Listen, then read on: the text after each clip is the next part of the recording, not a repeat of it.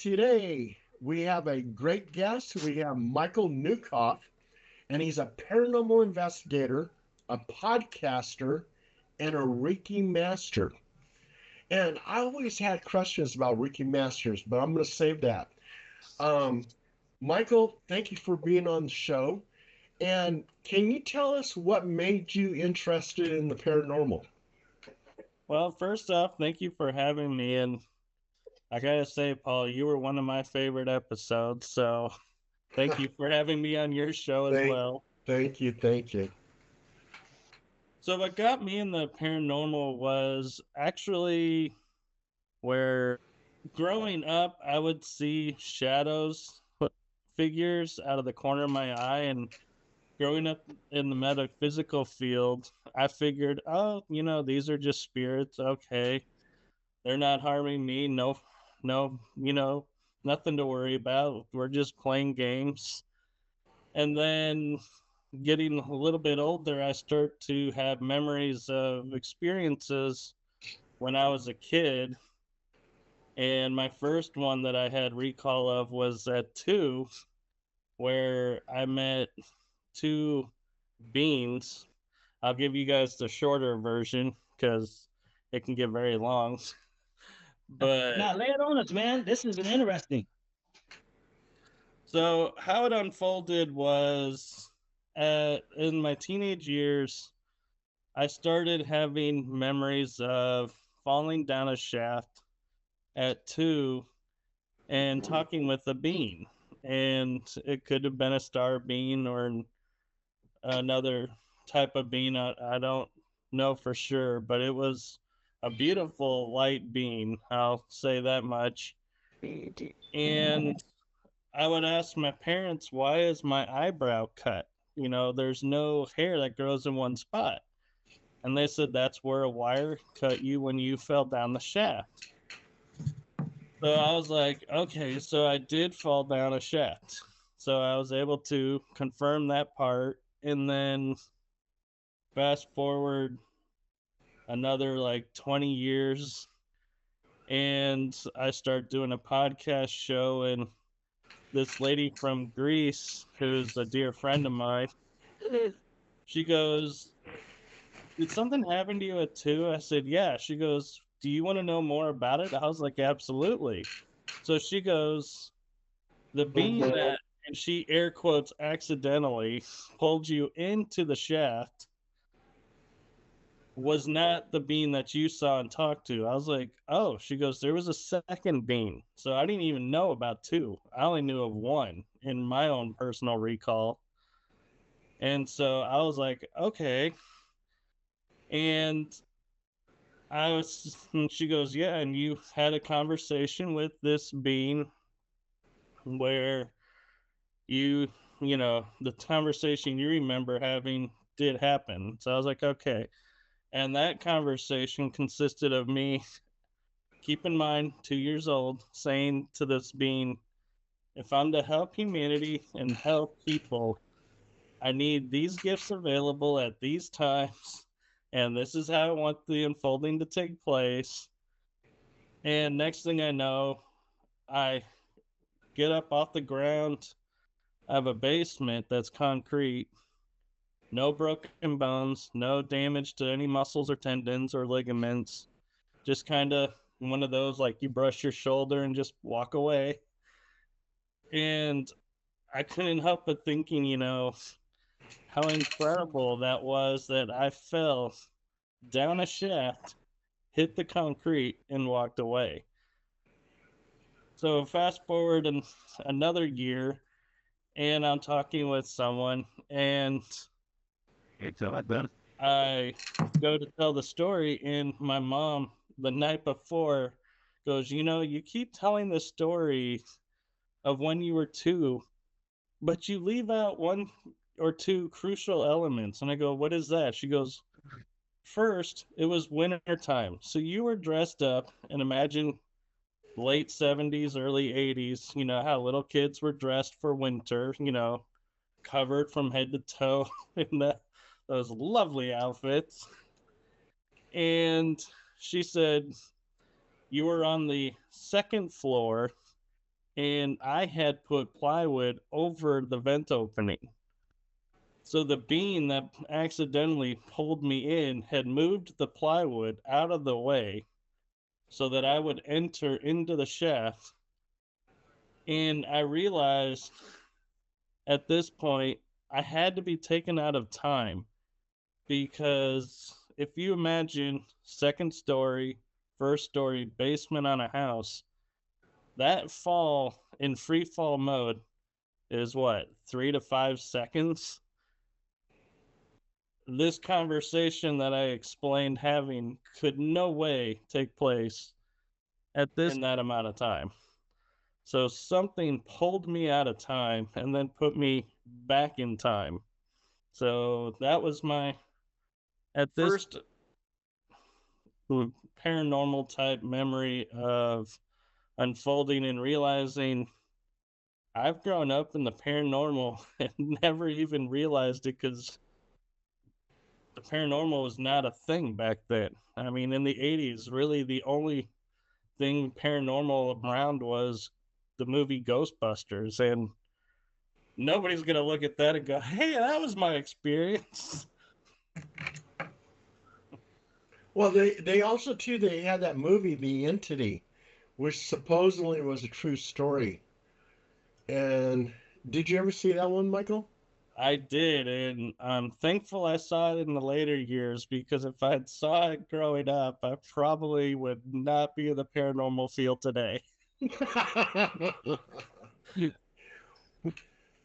What are I know Phil and Zandine's probably got some questions, so I'm gonna let them go ahead. I was just gonna say the way you explain the story, it makes sense from the fact of, I mean, people are always thinking they can predict how aliens think or how these things go, but if they're this intelligent, it would have to involve some steps that aren't just, easily explainable or that simple. I mean, it just so as I was listening to your story, I'm like the touching of your brain, the awakening, I should say. Because if you know some of the abductees or people that have contact, they end up having different, talents or senses or whatever it might be later.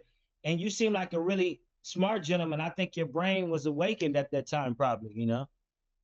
And Zandine, an interesting thing that someone pointed out when the last time I was telling the story, was I had said the cool thing was being taken out of time and not being hurt. And the person that was interviewing me goes, no, the really cool thing was you could understand and communicate with this being. I had never thought about it, because it's like, it happened. So it's like, I didn't even think about, oh my God, were we in English, or what language were we using? You got it started early on you. They got it going. Like, yeah. How long would you say that conversation, or I guess if it wasn't words, thoughts, the communication, how long do you think it actually, what did it feel like? We realized it was probably, a 6, maybe 7 foot drop. So like you said, about 3 seconds, but what did it feel like to you? I wouldn't say 6 to 7 feet. I would say an average roof or ceiling on a house is 8 feet. So you got 8 feet and then another 8 feet and then the basement. So it was quite a drop, but you went from the second floor through the first floor and then down to the basement? Yes. Oh, wow. I thought you were on the first floor and you just dropped down. No, I was on the second floor. Wow, and you didn't get hurt? That is a miracle. I know. And my friend from Greece is like, yes, you've been protected. You have energy around you I've never seen. And it's protecting you ever since you were pretty much born, I guess, or 2. So I've been blessed with that. And to me, it felt like probably 5-10 minutes, because I mean, you're having dialogue and working out details. So I mean, to me, it didn't feel like, yeah, this was a quick in and out meeting of, yep, this is what we're doing. Okay, good. Everybody's on board. Good. Go. Do your thing. I mean, I'm sure there was back and forth saying, you sure you want this to unfold this way? Do we need this gift? Do we need that gift? Can we skip this part? How old were you again when you said this happened? 2. 2. Wow. Wow. Yeah.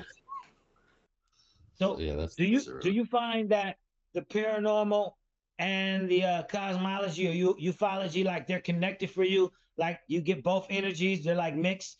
Because At this it sounds to me like you might have had a lot of experiences based on that if it started that early.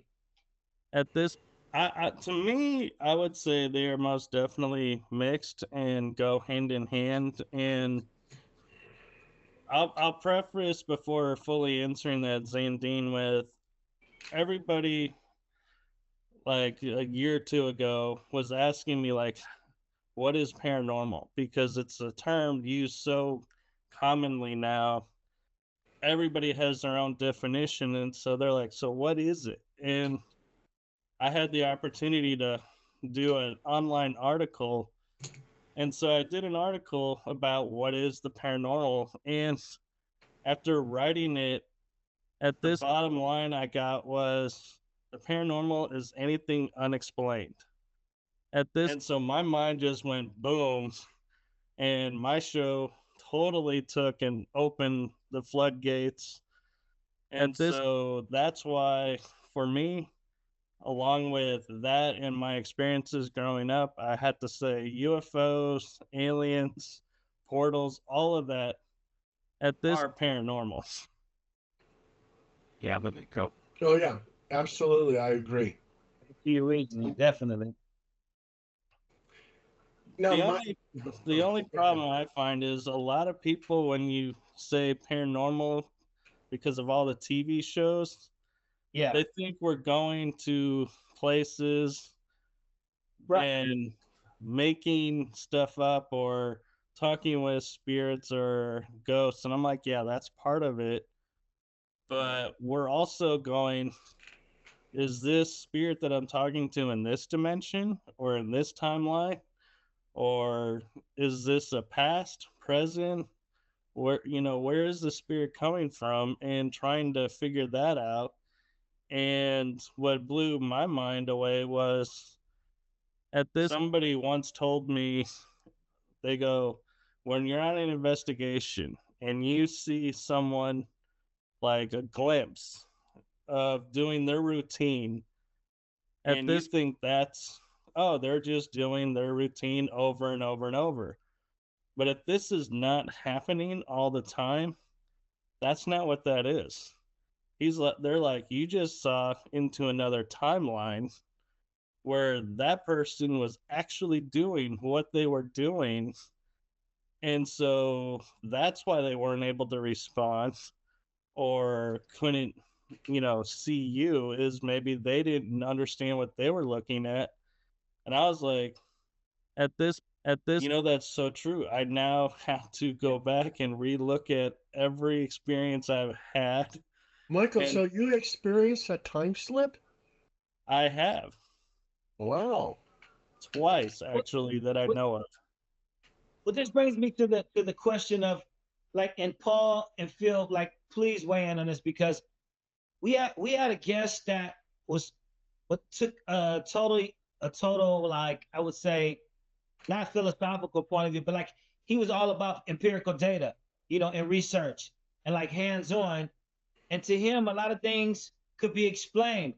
Where do you draw the line with like experiences that maybe have not been documented by certain researchers, whether it be NIDS or Bigelow, whoever, versus things that are happening that nobody has seen or nobody understands at this point and is beyond research, but maybe this scientist hasn't seen it or he thinks he can explain it with the pantheon or the gauntlet he has. What do you think about that? Because we're in this funny place now where there's an explanation for everything, but then they say we don't know what it is.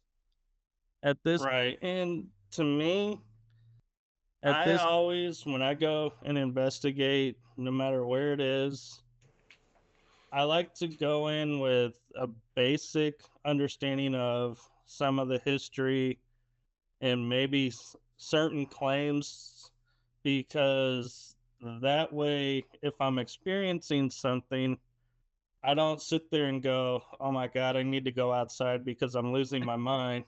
I can go, okay, wait, this is what they told, this is what they mentioned, so I'm just experiencing this. But when it comes to the science versus the experience, at this, I tend to lead personally more towards experience, because there are times when I can say to someone who claims never had a paranormal experience, and I'll go, okay, so you're telling me you've never had like the scent of a flower or smoke or anything appear just randomly out of nowhere? And they go, well, actually, yeah, I have had that. And I look at them and go, you had a paranormal experience at this? And they're like, what? I'm like, yeah, at this, because we think a paranormal experience has to be a door closing or a voice coming out of somewhere. We discount everything else. And it's like, that's where I feel like the science goes awry, is at this, because we don't have documentation of this. We discount it. I'm like, you can't discount, because everybody's not going to walk around with a dictaphone and a camera that's running 24/7 every day. Stuff happens when you least expect it. And so therefore, we don't have evidence of everything. But with that being said, I also, though, if someone comes up and says, oh, I experienced this, and you're like, well, yeah, I read this in an article, and your experience is verbatim the article, I might ask them a little bit more to see, can they share more than what's in the article, or are they just trying to gain fame by saying, oh, I had this experience because it's a famous article, and claiming false claims, which unfortunately happens. Michael, it's funny how you talk about certain people who said, yeah, I never experienced anything paranormal. When I was younger and I was going into this nightclub, I don't go in nightclubs now, I'm too old. But when I was younger, I went to this one nightclub, and as I was approaching it, and I was with a couple friends, something kept on telling me, a gut feeling, not to go in that nightclub, that something bad was going to happen. And I told my friends, I said, I'm just going to have a cigarette out here. And actually, I sat in my car because for some reason I was just so scared going into that nightclub. And sure enough, in that nightclub, some guy bumped into a guy and he broke a beer bottle and shoved it into his throat and killed him. And so that gut feeling, I believe, is paranormal. It's some kind of ESP premonition of what's going to happen. I would totally agree with that. There's many times where growing up, I would be driving and then I would get this feeling of take, Route 2 instead of Route 1. And I would, and I'd get home fine, and then I'd read. Sometimes something would happen, sometimes not. But just because nothing happened doesn't mean this is where quantums come into play, is because I altered, nothing happened. Okay, if I had gone Route 1 instead of Route 2, could something bad have happened? Would something bad have happened? At this, we don't know. And so that's where we have to be careful when we're talking about paranormal and getting involved in quantum level stuff, because that opens up a whole new doorway and a whole new pathway that I think we need to get a firm understanding of both before we start combining and going, yes, this didn't happen because on a quantum level, you did this, and that, because we're going to lose so many people, and they're going to be like, yeah, I mean, as a paranormal field, we're barely getting recognized right now and not laughed out of mainstream places and getting recognition. So the last thing I think we need to do is go, okay, we're going to add this element in, and everybody starts going, yeah, see, this is why we didn't like you paranormal folks, because now you're gone off the deep end again. You're going into and trying to make sense out of who knows what just to make sense of something. And it's like, no. Yeah. Well, I mean, what do you think? Well, if they, for people that try to say, like, the scientists just say, well, Paul, it just happens that people get killed at parties, and yeah, you might have felt like that, but that was going to happen anyway. You know how they try to lump that together, and in your heart the correlation, can be is deeper than that. But how some people, you say the grass is greener on the other side, and they go, I beg to differ, or whatever. So however they're positioning, but what you were saying about the paranormal and not mixing in, I agree that at some point you do have to have some standard where your truth and your experience can be At this, for instance, if you thought to yourself, you know what, and God forbid that you think this, but we all do at some point, what if something happened to one of my loved ones? We won't say which one, but you think that, and it makes your heart shudder, and you say, no, I'm not going to think about that. And you believe that there's some power that if you do, hey, I don't want to jinx it, I don't want to do this. So you believe in that power, but then like if you say, hey, let me pick the winning lottery numbers, like how much do you believe that your power to do that is versus that other power? It's like different fields to it. But so I tell you, I'm with you on, once you start, adding these elements and, saying, explaining everything away, then there's nothing that could happen. right. And you bring up an interesting point, Zandine, that I was doing a panel with some psychics, and I had a few other psychic guests, and one thing they all kind of had in common was this kind of idea of, at this, everybody will always ask us what's the winning lottery numbers.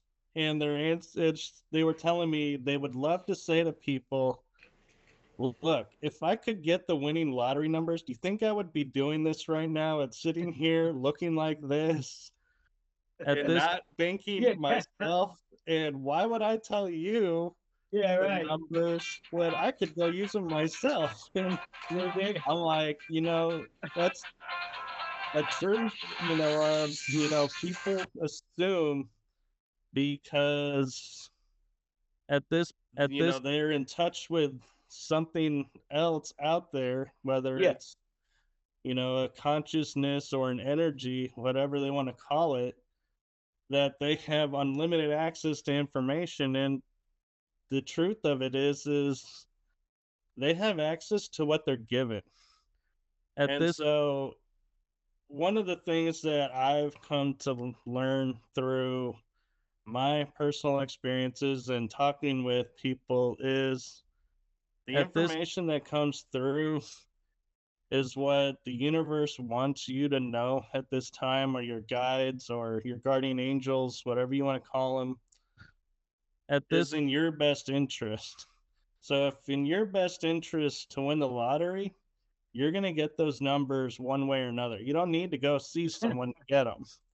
They may put like a note on your desk that says, hey, there's 25 of this, and you're going to see, oh, and 25 of this, and oh, it's 25 after. And you're going to start to think 25 is a number. Okay, that's coming up a lot. Let's put that in the lottery. And then you may have another number that's repetitive. And so you're going to start putting and combining and going, why am I seeing these 7 numbers repetitively? Hey, let's take a chance and play them on the lottery, and you may win. But people are so wanting that instant answer that they probably, in all honesty, would say, It's just a coincidence. I'm seeing these numbers and never put it together that they were being guided the winning numbers, and may see the lottery and go, I saw those numbers. I could have won. At this, at this, But- at this, at this, at this, at this. You're muted, Paul. At this. Oh, sorry. Okay. Michael, I'm going to change course a little bit. I'm kind of curious. How is it that you became a Reiki master?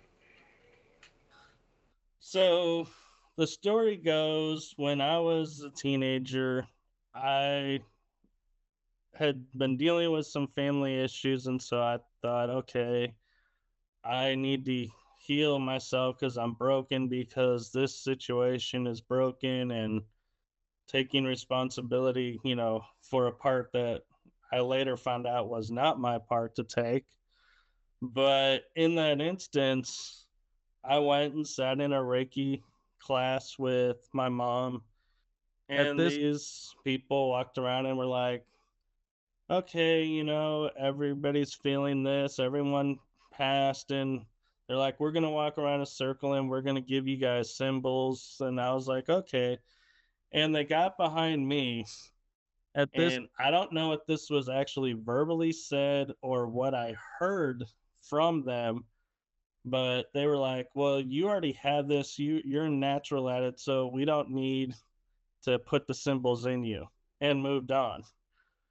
And so I was like, all right, so I'm a natural, so thought nothing of it, thought I could do anything, and was like, yeah. So really didn't get into it. Then in my late 20s, in my 30s, I met a gentleman named Neil who was doing Reiki, and he was doing sessions for his students and at this location, and I went to experience it. And his Reiki was clearing the blockages, but it was also like a channeling session where they would be like, oh, so this issue is on your, say, your right side, and I think that's the feminine. So they'd say, do you have an issue with your mom or your grandmother, or who's this feminine energy that's causing you this stress? And so I was like, wait a minute, what is this? And so I went up and I talked to him after that class, and I said, look, I did Reiki 1 already, but it was nothing like this. How do you do this? What's your secret? And he goes, take my class. I'll let you take and do a redo of Reiki 1 at a different price because you've already done it. So I was like, okay. And I went through the class and I was feeling challenged. And so he goes, all right, now Reiki 2 is being offered. And this is what it's going to teach you, is you're going to learn how to get more symbols, use the energy more, and be more of a conduit, get more in tune with everything. And I was like, all right, sign me up. And I'm feeling challenged and everything again. And I go through the coursework and finding my natural rhythm with it. And I'm like, this is more like it. I'm liking this style. This is more what I think really needs to be happening than what happened when I was younger. And I'm not saying they did it wrong. I'm just saying for me, it didn't resonate. So this resonated with me, so I went further with it. And after I finished Reiki 2, I said to him, so is this it? What's next? And he goes, well, there's Reiki 3 and master level. And I was like, so what's master level? And he like kind of laughs and he goes, oh, that just means you can teach someone. And you don't have to do anything special. And I'll just tack it on for like, say, a small price, like way less than a normal course. And I was like, I can't pass this up. How often do you get to say I'm a master of something and you're not paying an arm and a leg to do all this coursework? He's offering in a new way. And so I was like, all right. So I did it. And I had to say that Reiki, the way I describe it is your body becomes a conduit for the energies to come through. I don't actually do anything to anyone. Anybody who says I used my energy to do this or that, either one is doing it wrong because you should never use your energy on someone, and two is the universal energies that are all around us are way more available in an unlimited source. So why would you want to tap your own source?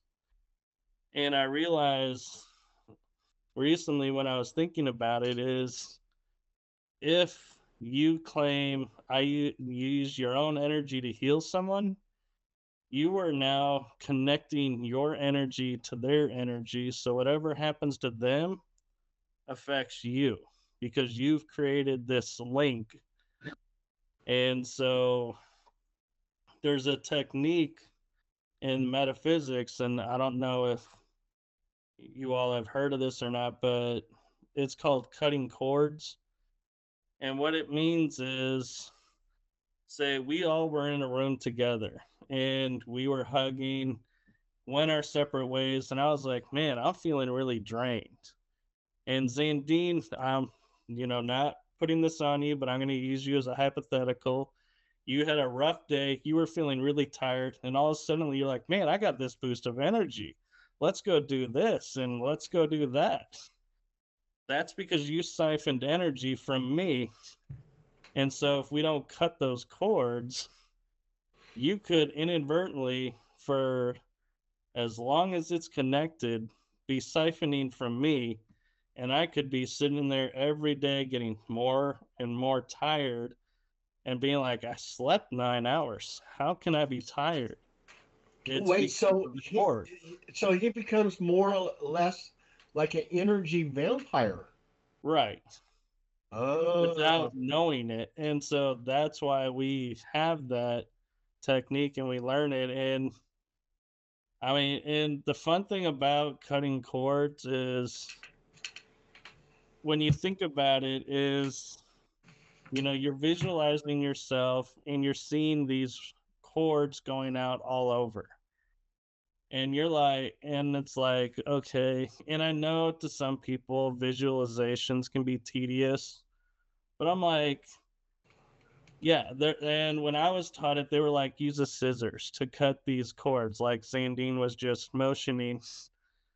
And I was like, you know what? If I'm going to be cutting cords, and you're like, why can't I have fun with this? And so I'm like, some days I may be like, let's get a lightsaber out and cut the cords that are no longer necessary, or use a sword or a dagger, use whatever sharp object, that comes to your mind and have fun with it and be like, yeah. And just be sure to cut the cords that are not beneficial or not necessary, because you may have a cord, say, to your parents or a loved one, and you cut that cord, you inadvertently may start to argue more with your loved one, and a rift and a division may start to appear, and you're like, what's going on? This is so unusual. What happened? It's because you don't have that heart connection anymore. You severed it. So you got to work to reconnect that. So that's why I say cut only the cords that are non-beneficial. that's really interesting, Michael, because uh, back to the vampire stuff. The energy vampire, and I met a few, like my history teacher. I love history. But when I was going to high school, this one history teacher knew how to put me to sleep in 3 seconds. And he was an energy vampire. Everybody was saying he sucked out your energy. And then you have physical vampires, like your coaches, your drill sergeant. The drill sergeant pushes you and pushes you, and as the weaker you get, the stronger he gets. And he's running backwards and everything else. You got your blood vampires, they get their energy from the blood. And you have your sexual vampires. People like a guy who's a womanizer goes from woman to woman to woman, and he gains all this energy by conquering all these different women. Um, a sexual vampire would be like P. Diddy. The things that he does, and he gets energized from it. And there's people who actually say that when they went to his parties, that it seemed like he was revitalized and he would become stronger. And I think that's what he was. He was a vampire. Right, and it's important to note too that vampires are on both sides. It's not just one side versus the other. And I know they like to use different terms, but to be honest, it's the same thing. You can have women vampires, male vampires. So I just wanted to clarify that because some people may be watching this and going, well, but what about my ex-girlfriend who I always felt drained by, and she was doing this, and seems like she fits this picture. I'm like, probably because she was. So yeah, and the thing is, as well as, so the interesting thing about the vampires is they really brought it out with in the movie Star Wars. If you, I hope you all have seen that, because if not, this is going to get really awkward really quick. But so Star Wars, you had the Jedi of the light, Sith, who's the dark. Yes. Well, when you look at them in metaphysical terms, the Sith are feeding off of the fear and anger of everyone around them. And so they make themselves as fearful as they can, put everybody down, and are feeding off of that. The stronger your anger is, the stronger they are. And that's why you always will hear them, if you pay attention to their dialogue, is, I feel the anger in you. Let it go, because they want it. Where the Jedi are sitting there going, I can't get angry because anger doesn't serve mankind or doesn't serve me. You know, I can't get attached to this because this emotion is not beneficial. So there's where you have the two different views of vampirism. Is you got the ones feeding off the dark, but the Jedi feed off of the good. And if you're not careful, both can be equally detrimental to you. But if you're keeping a balance, then that's what they all were looking for, was the balance. And if you remember, and the movies have been out long enough, so I don't feel like I need to put a spoiler alert on this, but in the end, when you see Rey and Kylo, they both were walking in the dark and the light. They had balanced the energies of both and unified, and that's how they defeated him in the end. People don't realize that's what was going on, is they found the true balance of the dark and the light to walk, and that was the true calling of the one or chosen, or they found the one who's to bring balance to the force. That's the balance they were looking at, is they have awareness of the dark, have awareness of the light. You're able to feel and pull from both to do what you need to do without tipping the scales one way or the other. They found like the Citra Acra, more like a Citra Acra type of thing. Right.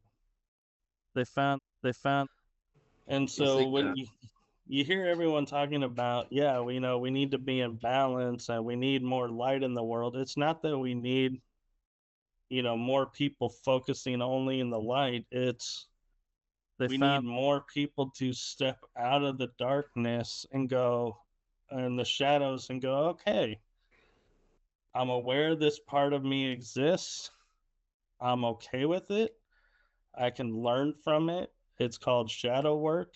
And it is very crucial, actually, that people do this, because a lot of people don't think, okay, this is bad, so I got to shut it off and put it away and keep myself from ever doing that again, because that's bad.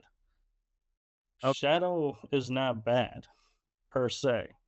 It's the perspective we put on it, to where, like, I could go and I could step on a spider and everyone's like, oh my God, you killed that harmless spider. How could you?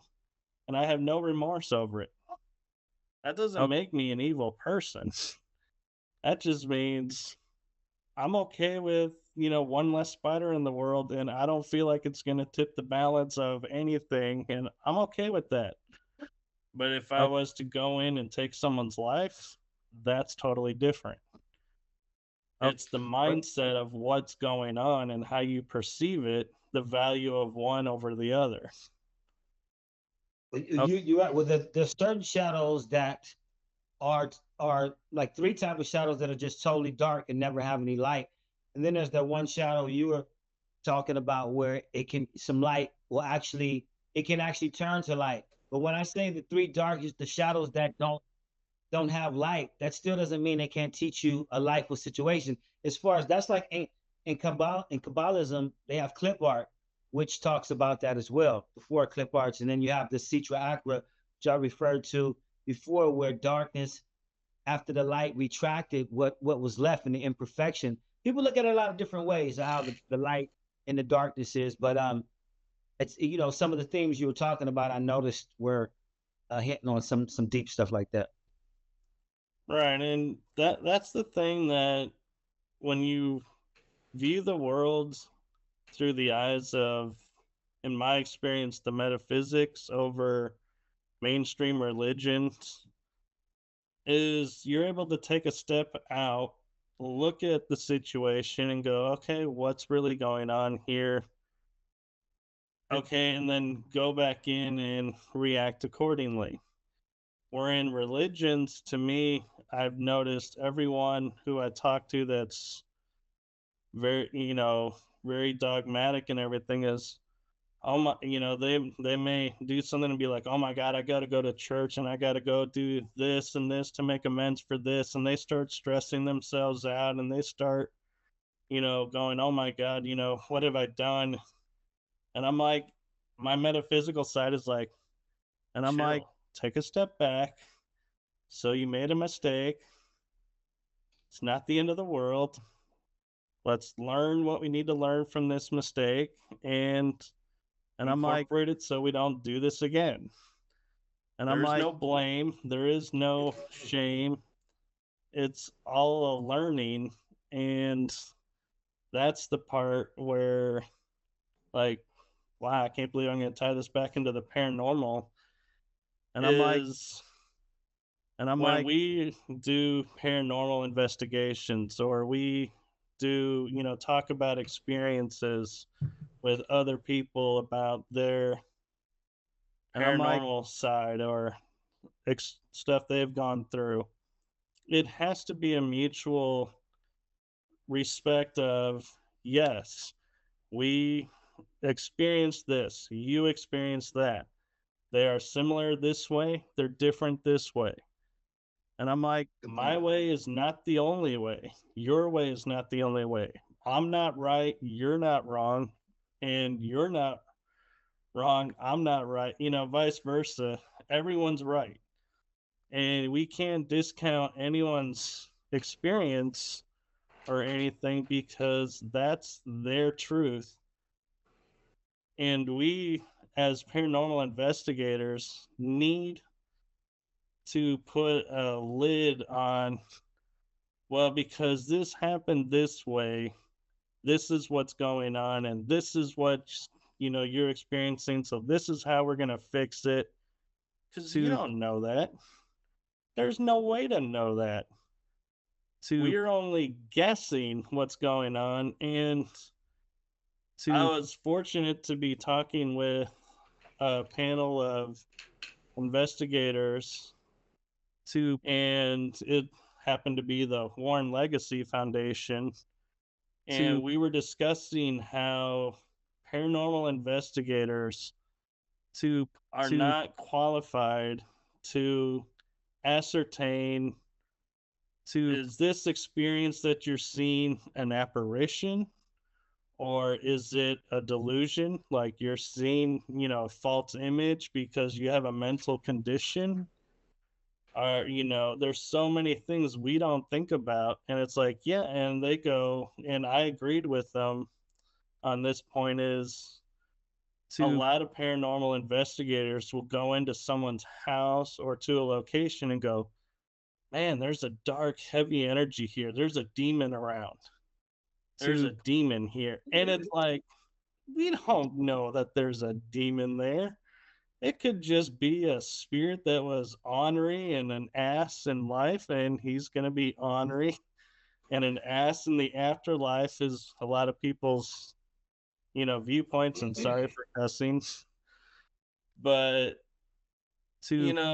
when we falsely identify stuff, it has a backlash that nobody thinks about, because one example they shared with me on the show was this paranormal team went in and this son was having issues and the investigators went and did their thing and said, oh yeah, there's like close to 80 demons on your son, and there is nothing anybody can do to get it off of him. Fortune cookie. Well, they reached out to the foundation, and before the foundation could get out there and fix what this team had done, the son took his life. Oh, Jesus. And so that's where I'm like, yes, I totally agreed with them that I never, when I'm on an investigation, will say, oh my God, there's a demon here. Because that is a term that, one, has been diluted, and two, I am not viced on scripture enough to say demon versus angel versus God versus anything. Yeah, well, even if you were, there's Mesopotamian demonology. I mean, if you're from Iran, if you're from Iraq, you're Babylonian, there's Greek. But there's so many different pantheons of demons. And we talked about this before, for instance, and they mix it up. Like if you look at The Exorcist, we talked about they have Pazuzu affecting the womb, when actually Cassiade, as far as the Abrahamic pantheon is concerned, is the demon that affects the womb before it's born. It's like a person that has a bad before they hit the ground and running, but in Mesopotamian demonology, Pazuzu is used as a demonic force to offset anybody that's trying to affect the pregnancy. And the way you summon him, his history, who his father was, the 7 winds, there's a lot of history on that, and how you summon him. So the difference, they were doing syncretism, they were mixing these pantheons.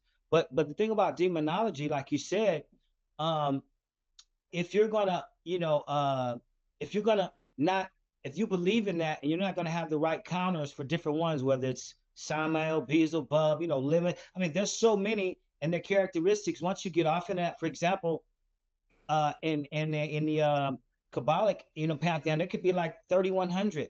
You have a lot to consider. Minor, small ones. But I'll just say this: what you said about demons, and whether you know about it or not, well, you should actually know if you're anywhere near that field. And so, like with Phil, I always, when we're together, we talk to other people. I ask them, like, what is their highest source?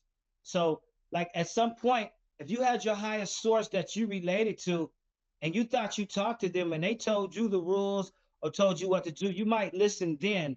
But until then, everybody is just saying whatever.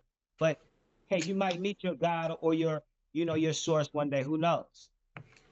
And Michael, at one time, HPI, my group, Halo Paranormal Investigations, we had 30 members, and I always looked at their professions. And we actually had Stacy Meyer, who happens to be a psychiatrist. And so, with these people with these professional positions, we had something, I think, like 6 police officers, former police officers. With them, we would have our meeting after the investigation and try to determine what exactly was going on. And the psychiatrist, she was able to put out information that professionally I wouldn't really know. And so it's really important too, is people with these certain positions are able to communicate within your group. Also too, we had different type of people who blessed the house. We had a Greek Orthodox, it was me, Catholic, we had Protestant, we had Buddha, we had Hindu. We had Maidu Indian. So we had all these different type of people, and we respected everybody's religion. So what if the occupant says, "Yeah, I'm Hindu," then we would let the person in our group who knew how to do a Hindu blessing. And that's when I had 30 people in my group. Now I have one, and that's Zandini. You got more than that. You got plenty. You got hundreds, man. Come on, let's stop that. You got roll call. Yeah. No, but I think it's great you had that because I think too, on a side trip of that is, when you have mediums out there and mediums are saying they're sensing this or that and communicating, you had to, as an investigator, trust this person that, they're not just fly by night, going surface level stuff, as I call it, or surface dwelling, going, yeah, there's a guy here and he said he was, died here, a horrible death. I'm like, well, that is so generic. I could have said that, and I'm not a medium by trade.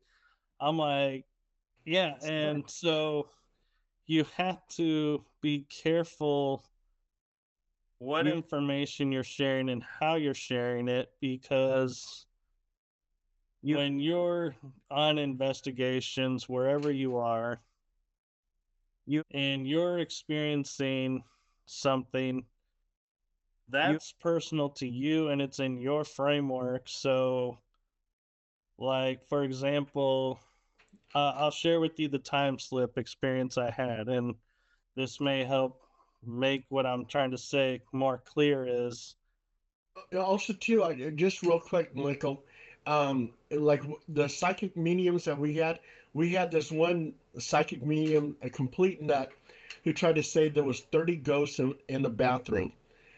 And I just looked at her and I said, there's no proof of that, and why would 30 ghosts be in the bathroom?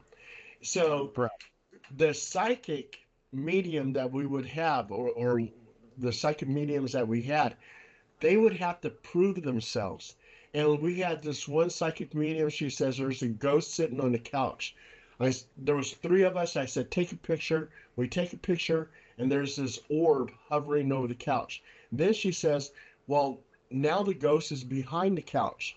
We take some pictures, and there's a mist behind the couch. She was to us, proven psychic.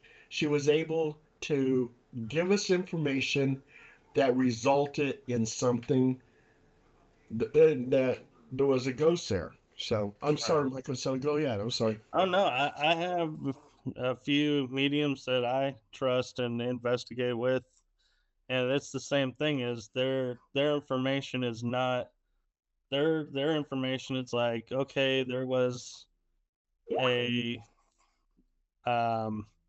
creek here, and there's no way to know if there was a creek there and that this happened there. And I'm like, okay, you're picking up on something for real. And, I'm feeling it too. I could feel the water. So I'm like, okay, we're in tune, we're in sync. Let's, do this. But so the time slip I'll share with you was I was at Vicksburg Military Park, the battlegrounds, and I was driving. Well, my dad was driving at the time, and my mom was in the front seat. And all of a sudden, I start to smell gunpowder in the air and blood in the air. I hear cannons and gunfire. I start to see what looks like troop movements, and I can feel the heaviness in the air, and the air feels different. Like there's a heat that was hotter than normal for the area. And I was like, this could only be explained by the fact of the battle. All the gunfire, the mortar, the cannonballs, all of those going off, generates heat. So that's why it's so hot. And one of my guests said because all my senses were firing in that moment, that I had actually slipped into that moment. So as we're driving, I go, yeah, there was a column of Union soldiers moving up this way, and they unexpectedly met Confederates, and there was a skirmish here, and there's no plaques around to explain what I'm seeing and feeling and everything. And so I'm like just spilling this out.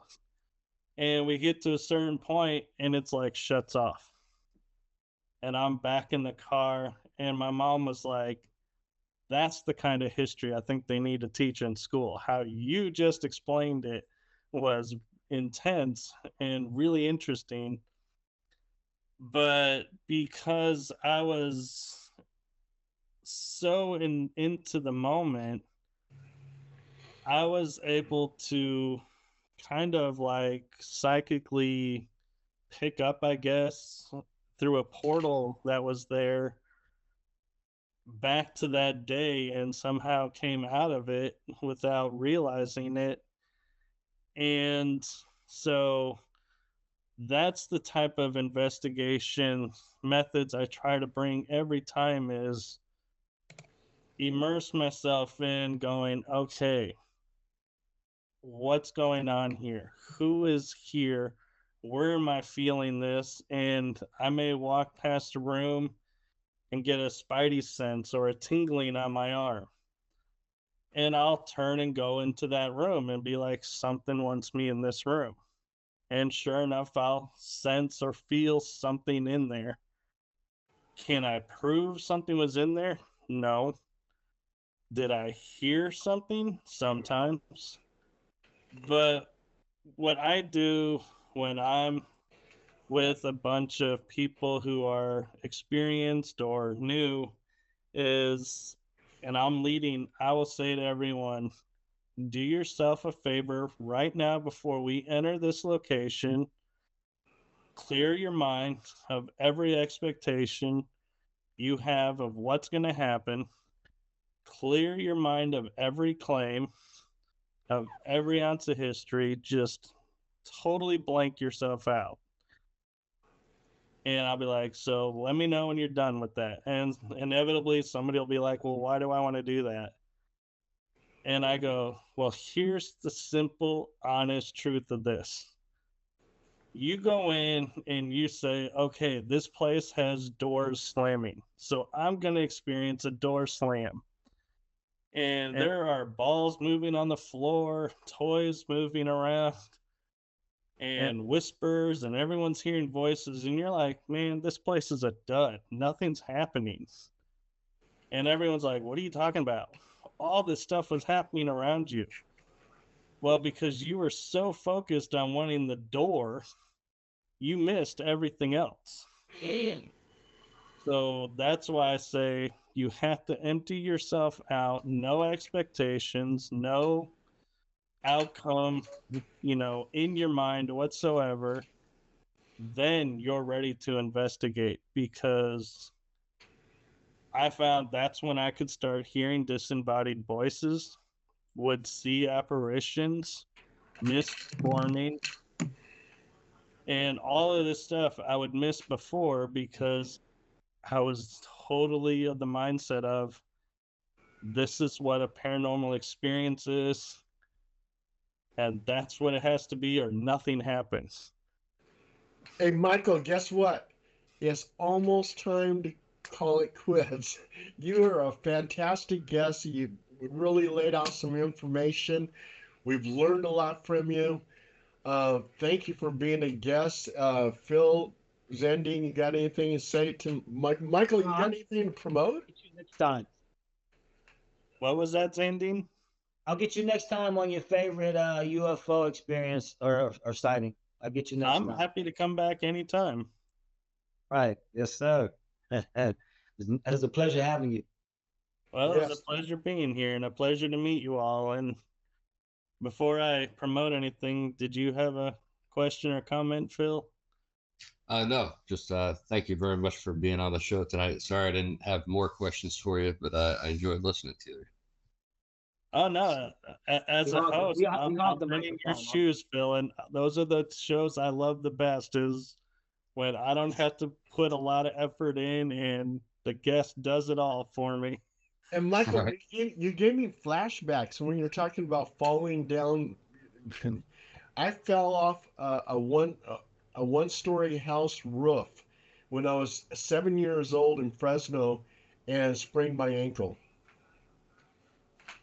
Well, fortunately, it wasn't a bad sprain, or you were recovered from it. And I, to be honest, I don't know why I don't why I was spared injury in that experience at two. And I will say though, as I mentioned, my friend in Greece seeing my energy having special protection around it. I had another guest said she's seen symbols that she's never seen in my energy field that's protecting me. And then I had a third guest who tried to read my mind without asking me. And she said, when I tried to read your mind, I saw like a tornado around you.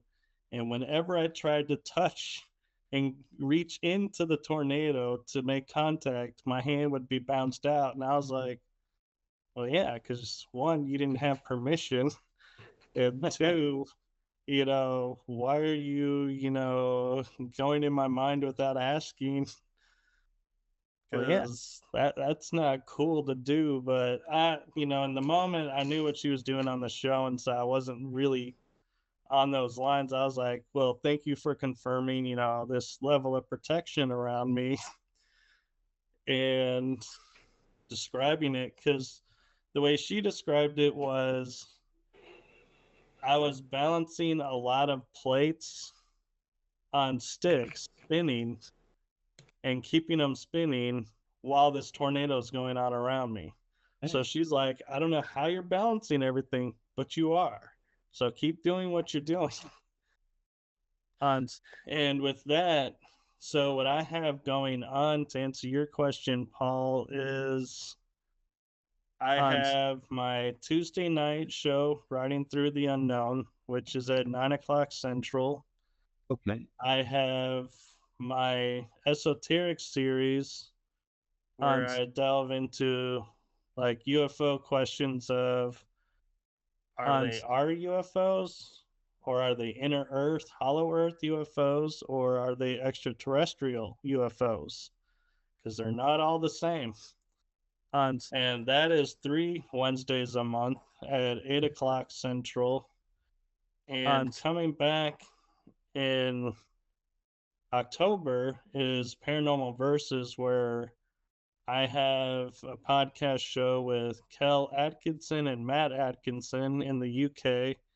And we talk about all kinds of topics in the paranormal, from conspiracy theories in the paranormal to your normal investigations. So I have all of that going on, and at the same time, I get to do interviews with awesome people like you all. And so that is a lot of fun for me as well. Thank you, Michael. Tuesdays and Wednesdays. Okay. We got you on Tuesdays and Wednesdays. All right. and you definitely put it together. Energy to energy. Yes. My esoteric series, I love the title of Riding Through the Unknown because I kept looking and I spent like 3 days looking and I was like, man, all the really cool titles were taken. And then it's like, wait a minute, what if I put this word with this word and it was nowhere to be found? I was like, I'm taking it. Search is over. I'm taking it. Just right. No, good though. It is a good name. Sure.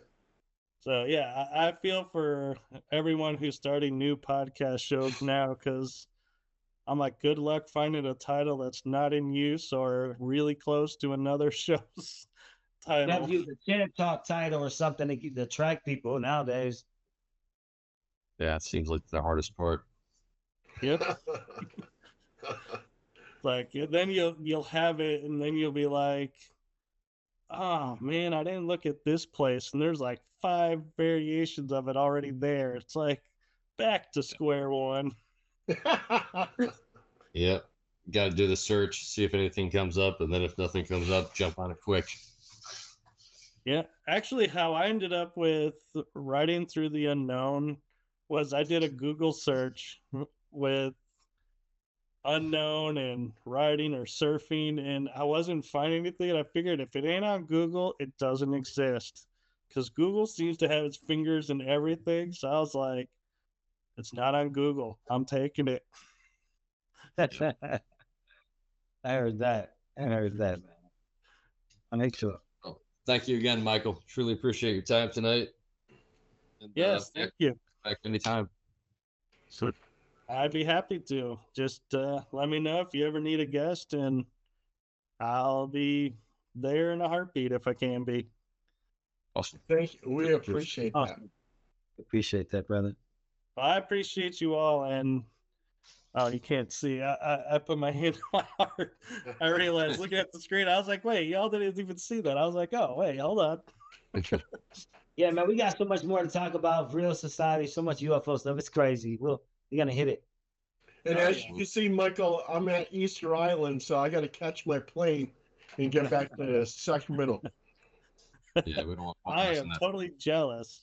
Yeah, and I'm wondering, how long did it take you to pose for the statue? well, I had to find a nice place to sit at and everything else. The sun's going down, so yeah. And I got to do some investigation out there. Michael, let Phil tell you about his disco. Next time he was protected, you were protected, but his ankle got hurt. But he went on to like be a dancer and a skater, man. So who knows? Who figures? Oh, I know. We talked about it on the show. All right, everybody. Have a great night. All right. Thanks again. All right. Good night, everybody. Good night, everyone.